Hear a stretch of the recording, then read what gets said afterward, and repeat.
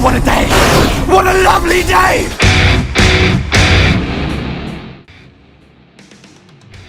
Hello again, guys, and welcome back to another Apocolypse home workout. Now today I will be doing squat, and this squat routine that I'm doing here has become really the foundation and basis of pretty much every single squat workout that I've done since. It is a fantastic way of working yourself during your light phase when you're doing a lot of reps, a lot of volume, and I've really responded well. I've put a lot of size on and a lot of strength, and each week I've been adding a couple of reps here and there where I can on each set.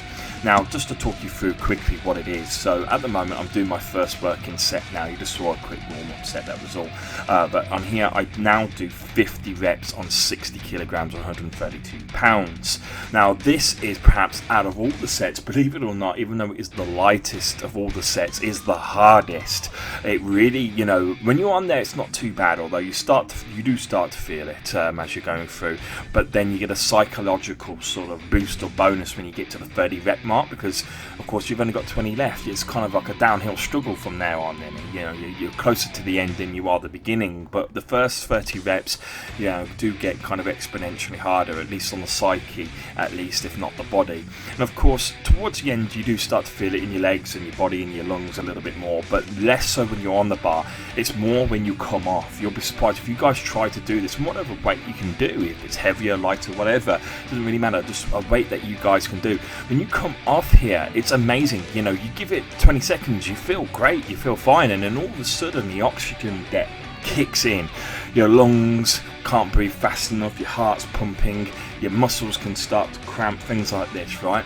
And so this as a first initial set is absolutely devastating to your body, and it does take a little while to recover, but obviously the quicker you get back on that bar, the greater you can really instill an extra level of endurance and muscle fitness within yourself. So try to cut the rest times down to a wee bit, but understand, guys, that this is going to really hit you in the lungs, the cardio, your endurance, and your mind also. It takes a great psychological will and power and determination to get through a set like this, and this is just the first set, right?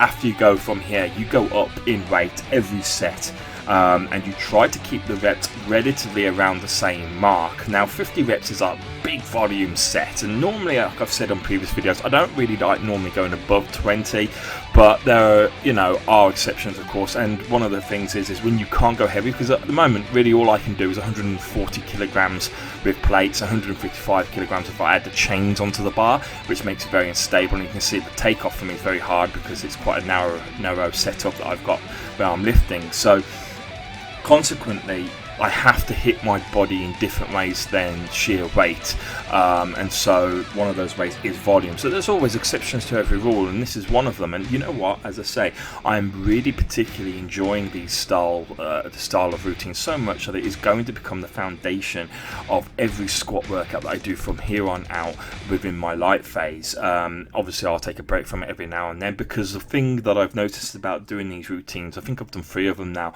is that your body is tired for the next 2 to 3 days after it. My legs aren't aching, even though they normally would. For, you know, my legs are fairly conditioned, so they're not aching too much or anything like that, although most of the time this would rip most people to pieces. But my body just feels depleted of energy. Even if I eat well on the same day and replace my energy resources, it just simply isn't enough. This kind of routine, especially if you train the day after and you don't take any days off after it, really rip your body to pieces.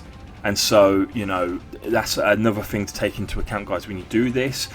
Make sure you have to feed yourself after a workout like this, because if not, your glycogen resources and reserves are going to be completely depleted, and you'll feel quite flat over the next few days. And you do, even when you replace them, because obviously your mind and your body's been pushed to the limits. But I can't imagine how bad it would be if you were to deplete your body completely. So we've just done 30 reps on 80 kilograms there, about 176 pounds I think it is.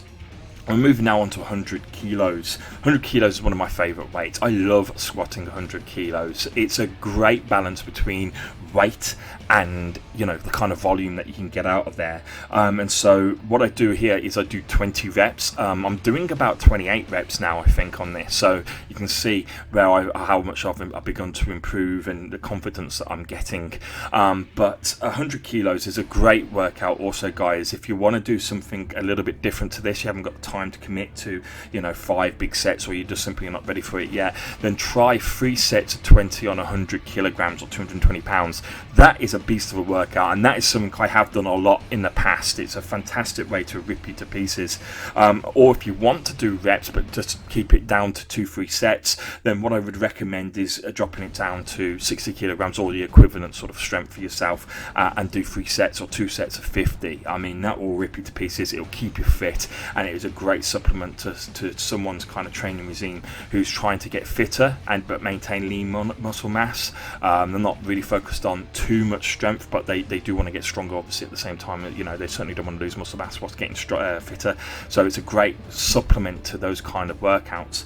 Now I've gone up to 120 kilograms. I get 20 reps on here, so this is 264 pounds, and you can see, you know, what I do like is when I'm going up, even though the weight is getting heavier, right up until the sort of last set around the 140 kilogram mark or the 308 pound mark, it actually gets easier. Somehow, I don't know if it's a psychological aspect because I'm doing less reps.